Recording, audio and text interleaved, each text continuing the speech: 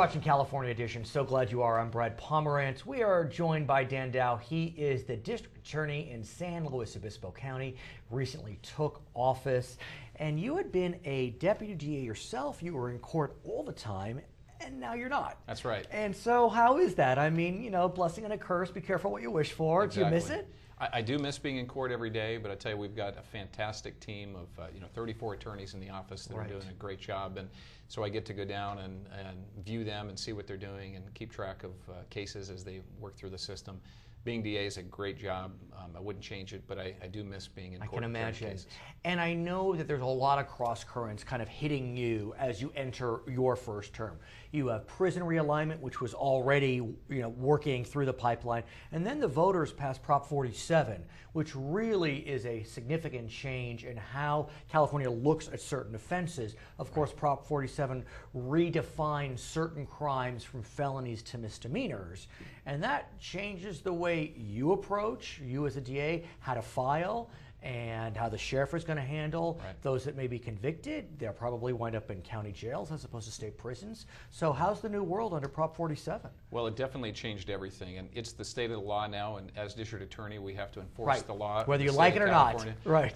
That being said, I didn't support it, and not many DAs across the state did, but we're going to make the best of it that we can in our community. And so, for instance, some of the changes that people might not know is heroin, possession of heroin, is a pretty big deal. We've been losing young people in our community to overdosing on heroin. They shouldn't have access to it, but now instead of it being a felony, it's a misdemeanor. But could one argue maybe that's the best approach? Because in the end, it's a disease. I mean, if you're using heroin, something's going wrong. And what you don't necessarily need is incarceration. What you desperately need is treatment. Well, there are multiple issues there. One is there's certainly a disease and there's an addiction to drugs, and we do need to work on rehabilitation efforts. Unfortunately, what the law did, because it was so sweeping, was it took away any discretion for the judges or the prosecutors to take into consideration one's prior criminal history. But also, if I may interrupt, I learned this recently is, one of the, quote, benefits of being charged with a felony is the DA has more discretion as to how to plea. And often part of that plea can be, well, we can drop the charge or reduce the charge if you go into a diversion program, which could be drug treatment, drug court, whatever it is. Sure. But if the charge is only a misdemeanor, you don't have that same stick. That's right, and there's nothing being held over their head at that point. And so that's another one of the big problems. But for instance, someone who might have been sentenced to state prison for selling heroin, for instance, he might have been charged with it for whatever reason. They may have had some challenges with the case. They pled it for possession of heroin and some of his prison priors to send him to prison for up to 6-7 years. Day one, when this law was passed, he was now eligible to be released from state prison because his crime was only a misdemeanor, even not considering his prior felony And so history. How have you, as the new DA, I mean, literally, you just enter office, and I presume that your office is getting a lot of petitions for release. Because like you said, the law was not looking in the future exclusively. It looks both ways.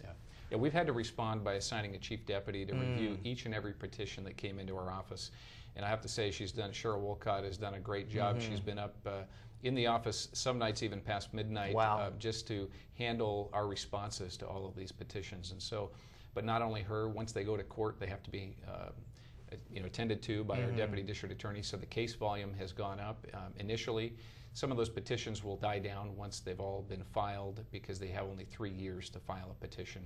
But I want to get a sense from you, in a lot of ways, the passage of Prop 47 kind of speaks to, in my opinion, where the country is on the question of the war on drugs, whatever that may mean. And, could it be that we're kind of reevaluating how we look at this question? The problem is everything gets conflated.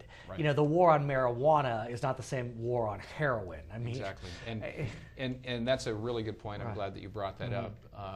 There are a lot of, it's not a victimless crime oftentimes. There are other related crimes like burglary Right. and theft and residential burglary, and people are, you know, gang members and drug dealers They're are killing breaking each into other. homes to get money, to buy drugs. Exactly. And those breaking into homes, if they got less than $950, that's a misdemeanor. And if they have heroin on them, that's a misdemeanor. And so, right. Unfortunately, with, you know, propositions can be great, but they also they also lead to having real sweeping changes. Very diplomatic of you, counselor. Rather than you know, thoughtful, you know, bills that go through the legislature, at least they've gone through a vetting process of people that have, you know, maybe wildly different opinions, but they're able to work through those and reach some kind of compromise. Could it also be that Californians, even those that may not watch the news all the time or read the paper all the time, they're aware in the back of their mind that we have a prison overcrowding crisis. And so you kind of combine this view of drugs that's getting, I guess, more liberal. I don't want to use that term, but you know what I'm getting at. Right. And this notion that we got to decrease our prison population, and bam, you get Prop 47. Well, I think what we saw with Prop 47 was primarily the fact that the yes on 47 had millions and millions of dollars, the no on 47 had almost zero. We were outspent 18-1, and so the voters who really don't pay attention to any of those propositions until the last minute. But why? I mean, this is the state of three strikes. I mean, boy, have we changed. I mean, in '94, we passed three strikes overwhelmingly. Since then, there was a move to reform three strikes. That went down, but then a few years later, it did pass, and now we have 47. I mean... Well, Prop 47 was called the Safe Neighborhoods and Safe Schools Act. Tell me what is safe for our neighborhoods or our schools about letting, you know, folks out of prison, back onto the streets when we went backwards and did that. I don't think there's anything safe about it. So I think it was in the marketing. I think the people that voted for it, friends of mine that told me they voted for it said they read it, it sounded like it was going to be good for our neighborhoods and schools, and so they didn't really understand the broader impact. But there is a frustration. I mean, you know this better than I. There is a fundamental frustration with how we deal with our lower level offenders, however you want to define that, or, you know, bona fide drug addicts. I mean, this dealt with more than just drugs. It dealt with petty theft, like you said, even there was a gun element in there. Right. If the gun's not worth more than $950 and you steal it, that's going to be a misdemeanor. But for low-level offenders, I couldn't agree with you more. Quite frankly, people that are first-time offenders, that are just getting into the criminal justice system, deserve some kind of an opportunity to, hopefully, if it's not a real horrible crime, if it's a low-level offense as their first offense, and they should be given an opportunity. And so, you have a plan for those true first-time misdemeanors. Yes, and it's called a misdemeanor diversion program. About 13 other counties in the state have already implemented it. It's something that I talked about during the campaign about wanting to start here in our county. We're going to be evaluating cases, and if we have enough evidence to file them and we believe that they should be filed, we'll then evaluate to see if they can qualify for diversion. Diversion is a chance for them to take a class that's been designed to help them change behavior, also with tools on how to get their license back if it's a vehicle license case. And once they take that class, we agree not to file a criminal case against them. So they can avoid coming to a court, they can avoid having a conviction, and where it's been done in Orange County, they had a 22% recidivism or repeat offender rate. For misdemeanors. For misdemeanors in that category, first-time misdemeanors. They reduced it to 7%. Wow. And so my goal is that we can do that as well here. So first-time offenders for drug and alcohol offenses, it could be some petty theft. I mean, one could argue your timing is pretty good. You know, with Prop 47 just passing, you'll have more misdemeanors. Right. Or accused, I should say. And so programs going forward, looks like we're going to do this? I'm hoping to get it started April 1st. That's my target date. I've directed staff to work very hard to make it happen, that we could implement it on April 1st. And the fiscal impact is not great, given that the defendant or the accused? In this case, it's the participant in our misdemeanor diversion program will have to pay a fee to take the class. That'll cover the cost of the person providing the class, and a slight administrative fee for the filing and all the paperwork.